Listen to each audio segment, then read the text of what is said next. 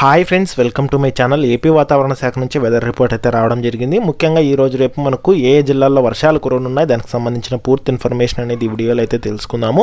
వీడియోని అయితే స్కిప్ చేయకుండా చివరి వరకు చూడండి. వీడియోలోని ఇన్ఫర్మేషన్ నచ్చినట్లయితే ఒక లైక్ చేయండి. చాలామంది వీడియోస్ చూస్తున్నారు కానీ లైక్ చేయట్లేదు. మీరు ఎన్ని లైక్స్ చేస్తే నాకు అంత సపోర్టివ్గా ఉంటుంది. అలాగే వీడియో కూడా ఎక్కువ మందికి రీచ్ అవ్వడం జరుగుతుంది. తద్వారా వీడియోలోని ఇన్ఫర్మేషన్ అనేది ఎక్కువ మందికి తెలిసే అవకాశం అయితే ఉంటుంది. అలాగే ఈ వీడియో అనేది మీకు యూస్ఫుల్ అనిపిస్తే మీ ఫ్రెండ్స్ అండ్ ఫ్యామిలీ మెంబర్స్కి మన వీడియోస్ని అయితే షేర్ చేసి నాకు సపోర్ట్ చేయండి. ఇక లేట్ చేయకుండా టాపిక్లోకి అయితే వెళ్ళిపోదాము.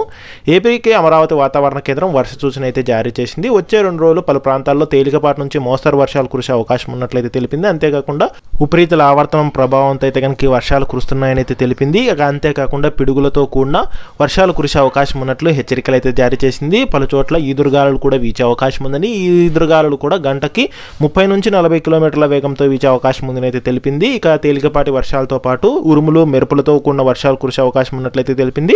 ఇక పూర్తి వివరాల్లోకి వెళ్ళినట్లయితే దక్షిణ అంతర్గత కర్ణాటక దాని పరిసర ప్రాంతాలపై సగటు సముద్ర మట్టానికి 1.5 కిలోమీటర్ల ఎత్తులో ఉపరితల ఆవర్తనం ఆవరించి ఉంది.